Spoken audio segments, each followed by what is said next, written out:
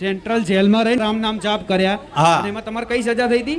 આજીવન કેદની સજા હતી આજીવન મારી. કેદની સજા. એટલે એમાં છૂટવાના કોઈ ચાન્સ જ નતા મારા. બરોબર. પણ તો બી અત્યારે તમે છૂટી ગયા. કાયમ માટે મને નવું જીવતદાન આપ્યું છે. ગામ ગઢી, તાલુકો પ્રાંતિજ, જિલ્લો સાબરકાંઠાનો વતની છું. મારું નામ હેમંત કુમાર અમૃતલાલ પંડ્યા છે. મને આજીવન કારાવાસ પડેલી, જેમાં 23 વર્ષની સજા હતી મારી. અને મને જેલની અંદરથી 15 વર્ષની સજામાં મને 23 વર્ષની સજામાંથી બાદ કરીને મને બહાર કાઢ્યો આજે. અને મને એને એક નવું જીવન આપ્યું. અને અંદર રામ માતા રામમાળીની ચોપડીઓ અંદર આવી, અનેક પરિચયો થયા અને અનેક પ્રવચનો પણ સાંભળ્યા છે માતાના. અને અનેકવાર મેં વિડીયો ત્યાં આગળ પ્રસારિત કરી અને મને નવું જીવતદાન એક આ જ રીતે મળ્યું. અને આ છેલ્લા બે મહિનાથી હું બહાર છું. પોલીસ પણ મારા પાછળ ઘણીવાર પૂછવા કે તમે સજામાંથી મુક્ત થઈ ગયા, કઈ રીતે થયા, શું થયું, એની માહિતી રોજે રોજ એ લોકો મારી જોડે માગવા માટે પણ આવું છે. અને છેલ્લી મારી 2 મહિનાની સજા બાકી હતી. રાજસ્થાન પોલીસ પણ લઈ ગયેલી. અને રાજસ્થાન પોલીસમાં માળી માતાને મેં અનેકવાર કગર્યો. માં આ શું તે ત્યાંથી જેલર પોતે મને ઘરે મૂકવા આવેલો રાજસમંદથી, રાજસ્થાન જેલમાંથી. અને આજ માને મને આખું નવું જીવનદાન આપ્યું કે જે 23 વર્ષની સજા હતી એમાં મને કોઈ જીવવાની આશા નથી. મારો ઘર પરિવાર, ખેતી, ઘર બાર બધું વિછડી ગયેલું હતું. આમ છતાં બ્રાહ્મણ છતાં મને એક નવી જિંદગી આપી કે જે ખૂંખાર મેળીના હું જિંદગીભર મારે ચામડીના અંતરાત્માથી એ કરું, છતાં મારા માટે એ છે. અને જેલની અંદરથી મેં અરજીઓ અનેકવાર કરી, અનેકવાર પત્રો લખ્યા. જે હાઈકોર્ટ માનતો હતો જે મેરડી માતાનો, અને હાઈકોર્ટની અંદર જે સ્વીકારીને પણ મેરડી માતાએ મારી અરજી સ્વીકાર કરી અને મને એક નવું જીવતદાન મારી મેરડી માતાએ આપ્યું છે. કઈ જેલમાં હતા તમે? અમદાવાદ સેન્ટ્રલ જેલની અંદર હતો. આ રામ નામની ચોપડીઓ અંદર આવી, ખૂંખાર મેરડી માની. બરોબર. એટલે અહીંથી ત્યાં જેલમાં જેલની અંદર. અને એના પછી બારેજા ગામના મનીષભાઈ, એમના જોડે મારો પરિચય, બારેજા ગામના. પછી એમના જોડે મારે વાતચીત થઈ. પછી એમને કીધું કે તમે માતાનું નામ ચાલુ રાખો અને તમને માતાજી 100% લઈ જશે. અને છેલ્લે કોર્ટ પણ છૂટી ગઈ હતી મારી જોડે. મેં અંદરથી જે મેરડીમાની ચોપડી ઉપર જે મોબાઈલ નંબર આવ્યા ત્યાંથી મેં એનો કોન્ટેક કર્યો અહીંયા સેવકોનો. કુભાઈ બે સેવકના અહીંયા કોન્ટેક કર્યા. પછી એમને કીધું કે જે તમારી કાર્યવાહી ચાલુ કરો, માતાજી તમારી શ્રદ્ધા જરૂર પૂરી કરશે. સેન્ટ્રલ જેલમાં રહીને રામ નામ જાપ કર્યા. હા. અને એમાં તમારે કઈ સજા થઈ હતી? આજીવન કેદની સજા હતી આજીવન મારી. કેદની સજા. એટલે એમાં છૂટવાના કોઈ ચાન્સ જ નતા મારા. બરોબર. પણ તો બી અત્યારે તમે છૂટી ગયા. કાયમ માટે મને નવું જીવતદાન આપ્યું છે માતા. બરોબર. ને એમાં રામ નામની બુક તમે લખતા જ રહ્યા? હા, લખતો હતો. એમાં ઘણી લખી મેં. રામ રામની જેલ અહીંયાથી અમારે આ અનેક વાર ત્યાં મોકલવામાં આવી હતી, અમદાવાદ સેન્ટ્રલ જેલ. બારેજા ધામથી સેન્ટ્રલ જેલમાં મોકલવામાં આવે છે. હા, રામ બારેજા નામની ગામથી. બુકો લખવા માટે. અને અને ત્યાં પાકા કામના કેદી ને કાચા કામના કેદી આજે પણ લખ્યું છે એ લોકો. એ કેટલા કેદીઓ ત્યાં કેટલી રોજ દર વખત બુકો જાય છે ત્યાં? ત્યાં આગળ 3 થી 4 હજાર બુકો ઉપર આવે છે અમારે. આ રામ નામની બુકની સેવા મારા દુનિયાને બતાવું નથી, પણ છતાંય આજે એ આયા છે એટલે હું કહીશ કે આ રામ નામની બુકની જે સેવા થાય છે મારા ધામમાંથી, જે વિતરણ થાય છે બુકનું, આ ચોપડીનું, રામ નામ લેખનનું, એ મારા ધામમાંથી તો મારા ભાવિક ભક્તોને દર રવિવાર મળે છે. પણ મેરડી માતાએ, મેં રોમવારી મેરડીએ છેક સેન્ટ્રલ જેલ સુધી અંદર કેદીઓને લખવા માટે મેરડીએ મોકલ્યું અંદર. કેટલી વખત ચોપડી અંદર આવી? કેટલી વારમાં છેલ્લા 7-8 મહિનાથી રેગ્યુલર ચોપડીઓ આવે છે. રેગ્યુલર આવે છે. કેટલા કેદીઓ અંદર રામ નામ લખે છે? ત્યાં આગળ લગભગ 2-3-4 હજાર કેદી અંદર લખે છે કાયમ માટે. કેટલા કેદીઓ? 3 થી 4 હજાર કેદી અંદર લખે. 3 થી 4 હજાર કેદીઓ રામ નામ લખે છે સેન્ટ્રલ જેલની અંદર. અને ત્યાં જાતિ કે જ્ઞાતિનો કોઈ ભેદભાવ વગર આ લોકો ત્યાં લખે છે અંદર. એ પછી તમારા જોડે બીજા કેટલા કેદીઓ છૂટ્યા કે આ રીતે? જે મારા પછી તો લગભગ 100-150 કેદી છૂટી ગયા. રામ નામ જાપ કરતા હતા, માતાજી જામ કરતા આ લોકો છૂટ્યા કે જેની કોઈ આશા જ નથી. એ લોકોને માતાએ નવા જીવતદાન આપ્યા છે આજીવન સજામાંથી. આના માટેની સેવા મારી જ્યાં સુધી પહોંચાડવાની છે ત્યાં સુધી હું પહોંચાડીશ. કેમ કે રામ નામ રૂપી ધનથી મોટું ધન જગતમાં કોઈ નથી. આ રામ નામ રૂપી જે ધન છે, હું મેરડી એનું આપું છું, દાન કરું છું, તમને એવું સમજી લેજો. આ રામ નામ રૂપી ધન આપું છું. અને જેણે આ રામ નામ રૂપી ધનને કદાચ હાચવી રાખ્યું ને, જેમ પોતાનું એક ધન હાચવતા હોય, પૈસા હાચવતા હોય, એવી રીતે આ રામ નામ રૂપી ધનને જેણે હાચવી અને એક એક અક્ષરથી લખી અને કદાચ મને અર્પણ કર્યા ને, એની પેઢી કદાચ જો આનંદમય, ભક્તિમય અને સુખમય ના કરી દો, પેઢી ના તારી નાખો તો રોમ મારી મેલડી નહીં. ભલે પણ આ ભગવાનનો વિધાન જો આ જ્યાં યોગ તમારા વિધિના લેખમાં જ લખાયો હોય માં પણ તારી દયા થઈ અને બાકી કોઈ છૂટવાની આશા જ નથી મને. ઘણા પ્રયત્નો હાઈકોર્ટમાં કરે પણ હાઈકોર્ટે બી ના મંજૂર કરે. અંદરથી પત્ર લખતા બારેજા ધામમાં કે ફલાણું શું નામ તમારું? હેમંતકુમાર અમૃતલાલ પંડ્યા. પંડ્યા, હું આટલા વર્ષથી મારી આ સજા કાપું છું, આટલા વર્ષથી આ જેલમાં મારી કૃપા કરજો.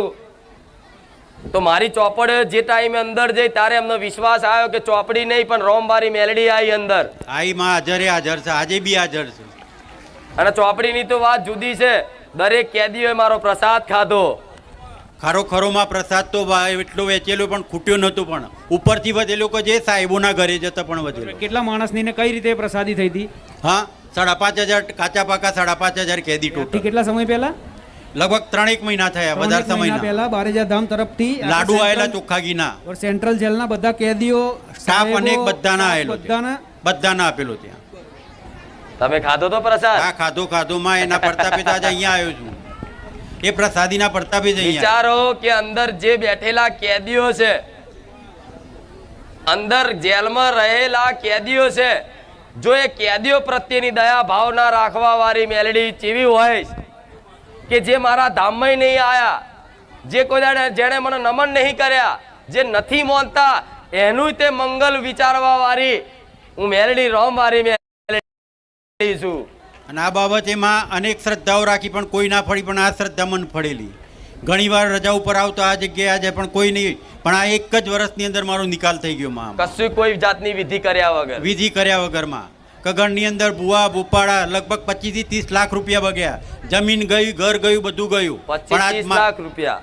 પણ માતાજીની દયાથી આજે વર્ષની અંદર સારામાં સારી પ્રગતિ.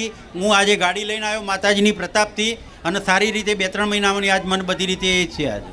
ભલે પણ હવે એક જીવનદાન નવું મળ્યું હોય, મળ્યું તો આ જીવન હવે દેવી શક્તિને ભક્તિમાં સમર્પિત કરી દો, રોમ નામના નામમાં સમર્પિત કરી દો. નામાં સમર્પિત કરી એટલું જ હું અહીં આવ્યો, નહીં તો આબાની મને જગા જ ના મળશે.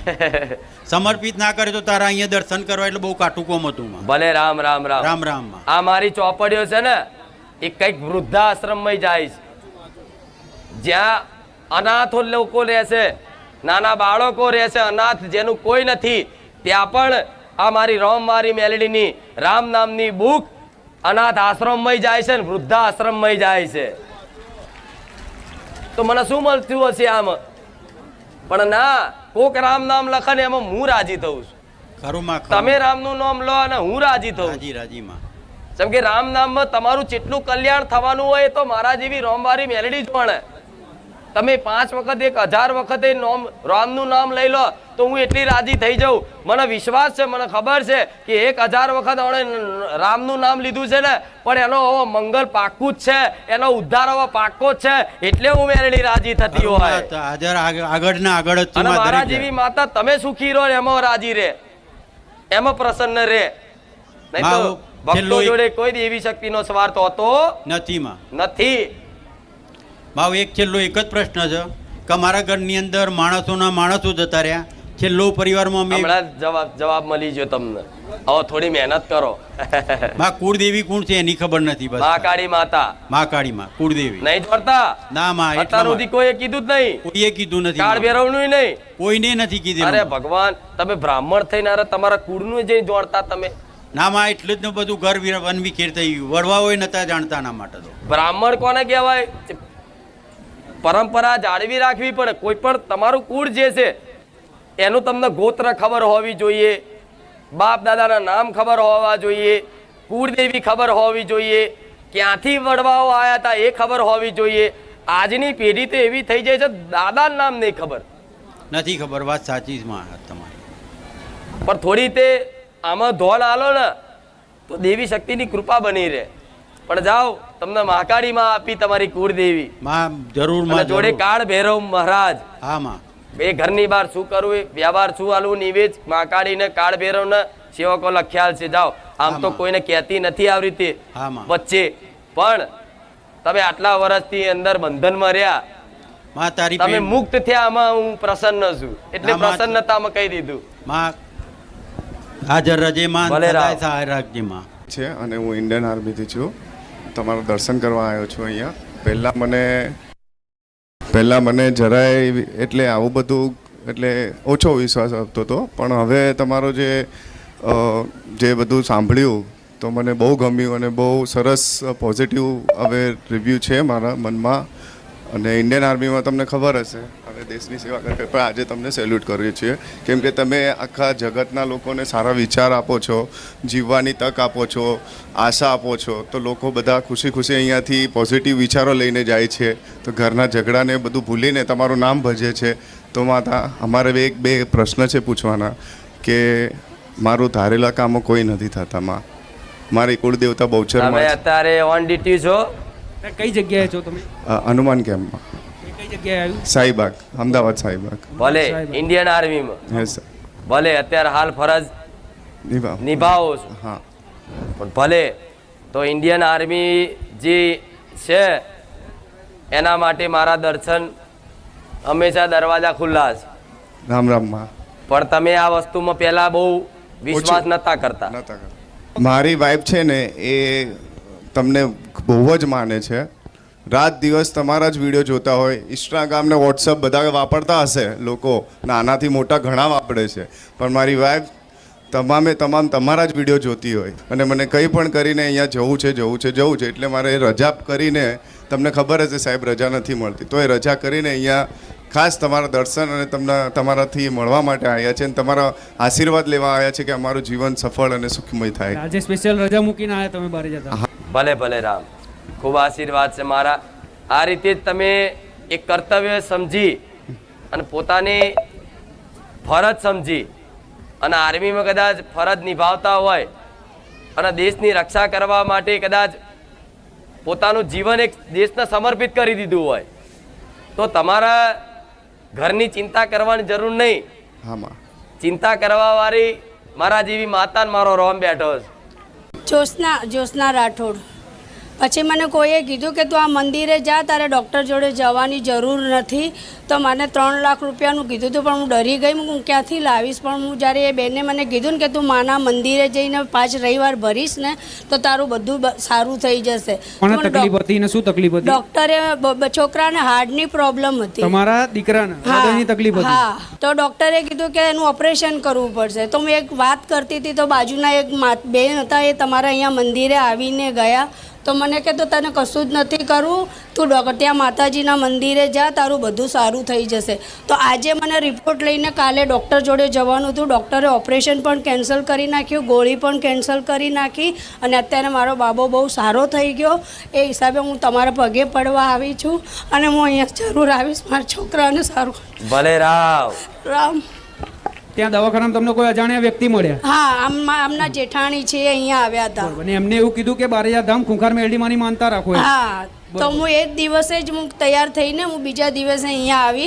બાબાને ત્યાં જ રાખ્યો છે. મેં કહ્યું પહેલાં હું જઈ આવું, બહુ ખુશીથી ત્યાં દર્શન કરી આવું, પછી તને સારું. તો ડૉક્ટરે ડાયરેક્ટ એની દવા, ઓપરેશન બધું એકદમ બંધ કરી દીધું અને મારો બાબો પણ સારો થઈ ગયો. તો હું 5 રવિવાર તમારા માન્યા છે તો અહીંયા આવીશ. આજે પહેલી જ વાર આવ્યા ને તમે? હા, પહેલી વાર આવીશ. ભલે રામ. રામ. 5 રવિવારની માનતા રાખી હતી. હા. ઓપરેશન કરવાનું ડોક્ટરે કહી જ દીધું છે. હા. કેટલો ખર્ચો કીધો તો? 3 લાખ રૂપિયા. 3 લાખ રૂપિયા. હા. બરોબર. હવે રિપોર્ટ બધું કઢાયેલું. હા, બધું. રિપોર્ટ જોઈને ડોક્ટરે એવું કીધું કે ઓપરેશન કરવું પડશે. શેનું ઓપરેશન? હાડનું, હૃદયનું ઓપરેશન.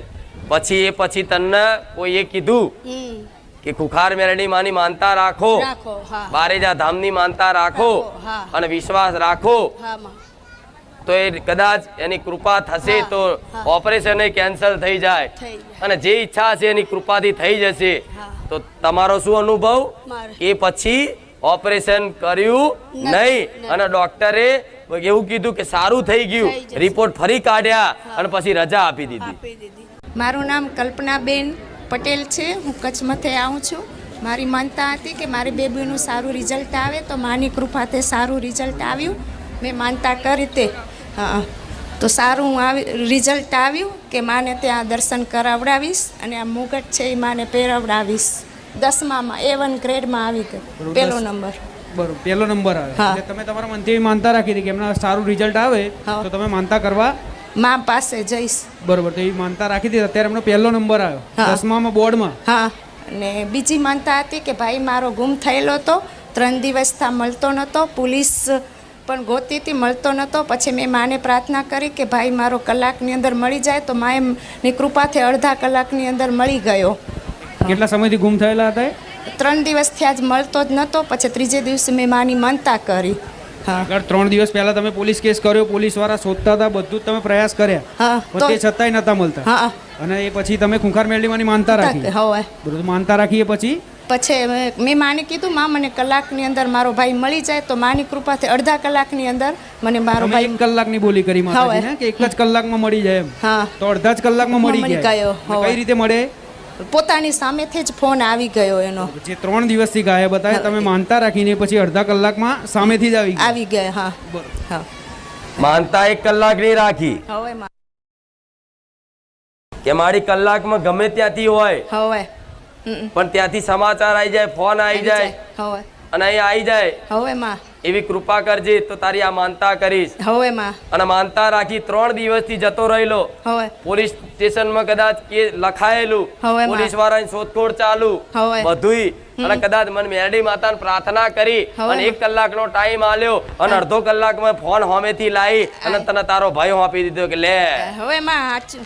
હવે માં ભલે રામ. રામ. હવે મારી ખૂબ રામ ખૂબ રામ ખૂબ રામ મારી મારા ઘરવાળાને ગાંઠ થઈ ગઈ હતી મોઢામાં, તો ડૉક્ટરે કીધું હતું કે ગાંઠ છે, પણ મારી અંસાર તો એવો જ હતો કે કેન્સરની ગાંઠ હોય.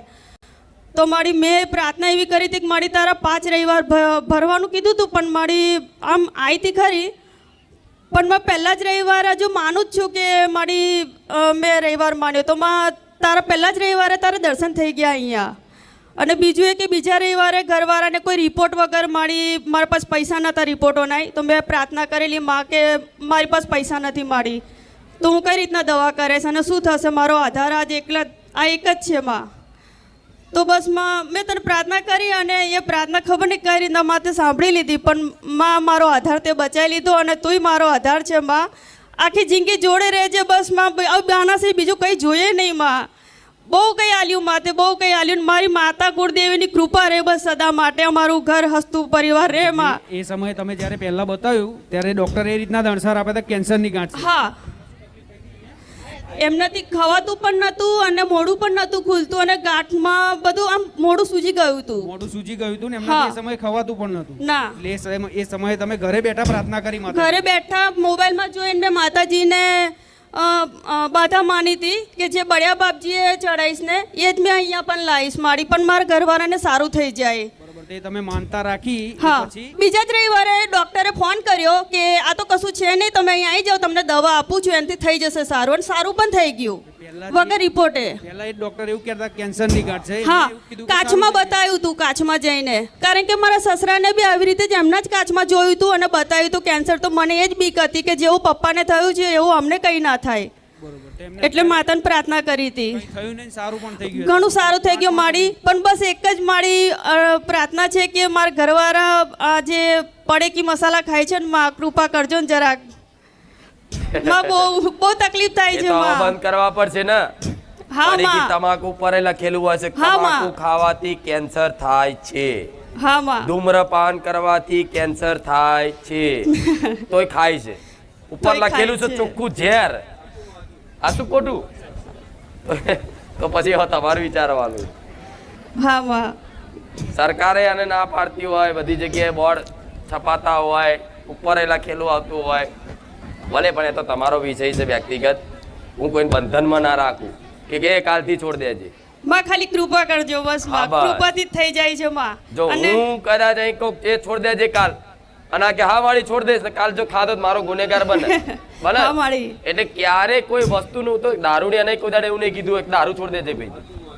હું તો કઈક તું તાર પી ના બેસ સોરી.